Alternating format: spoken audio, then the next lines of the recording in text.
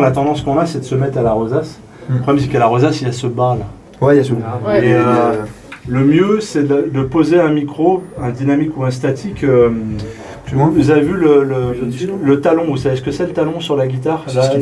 C'est la jonction du manche et de la caisse. Donc en face, côté touche, il y a une petite zone de 10 cm. Ouais. Il vaut mieux le mettre là. Ah ouais. D'accord, ouais. Parce que là, on n'a plus le rumble de la rosace. Okay. Et on a de la corde. Et on a de la rondeur aussi. T'as la rondeur et t'as le claquant, t'as l'attaque. Il y a les deux. Donc t'as la précision et la chaleur, on va dire. Ouais. Donc ça, c'est vraiment si vous avez qu'un seul micro pour prendre une folk ou une nylon, même une classique ou une flamenca. Mais si vous le faites au dynamique ou au statique, alors après il faudra peut-être casser un petit peu. Trouver la bonne dispersion. Mais sinon, ce qui se fait beaucoup, tout dépend de la production. Bon là, un micro, ça suffit parce qu'il n'y a pas beaucoup d'instruments. Ouais. Et quand vous avez une guitare acoustique qui est noyée dans un gros arrangement, il faut essayer d'avoir des guitares très larges. Et en général, on les prend au couple. Ah ouais. Donc, en général, un couple MS, celui dont on parlait tout à l'heure pour les batteries, là, donc un bidirectionnel perpendiculaire à la source et un cardio en face de la source. Et après, des matriçages. Donc sur 3 pistes, du coup, on va avoir notre guitare en stéréo, du coup. Ouais. Okay. Elle va être très large et après, on peut réduire la stéréo et la placer dans le champ. Ouais, ça pour laisser de la place aux autres éléments.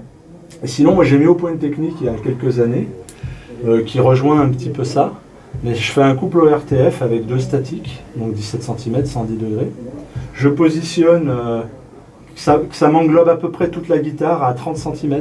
Ça m'englobe toute la guitare à peu près. Alors c'est un peu asymétrique parce qu'il y a le côté du manche qui est plus long.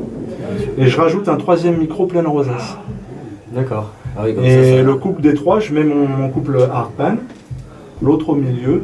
Et là, il y a des guitares énormes. Comme ça, du coup, t'as le mono, t'as le corps de la guitare qui est en mono, qui est bien là, puis les autres... la largeur.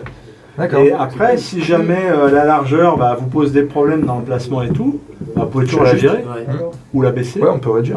Et après, tu fais comme tu veux. Et du coup, vous avez quelque chose, c'est un peu l'intérêt aussi du couple MS. Ces couples à capsule coïncidente, là, c'est des couples c'est des couples stéréo, donc, mais ils sont compatibles mono. C'est-à-dire que tu prends un couple ORTF, comme c'est pas des capsules coïncidentes, tu as une différence de phase entre les deux. Puisque les informations n'arrivent pas en même temps. Oui. C'est ce qui détermine justement l'antériorité et donc la position stéréo. Donc si tu mets en mono un couple ORTF, il va te rester 10% du signal, puisque tu es en opposition de phase. Alors que sur un couple MS, tu coupes le bidirectionnel et tu as ton image centrale mono qui fonctionne. Sans phase du coup. Ben non, puisque tu n'as qu'une piste. Ah bah oui, forcément. Et du coup, tu perds rien.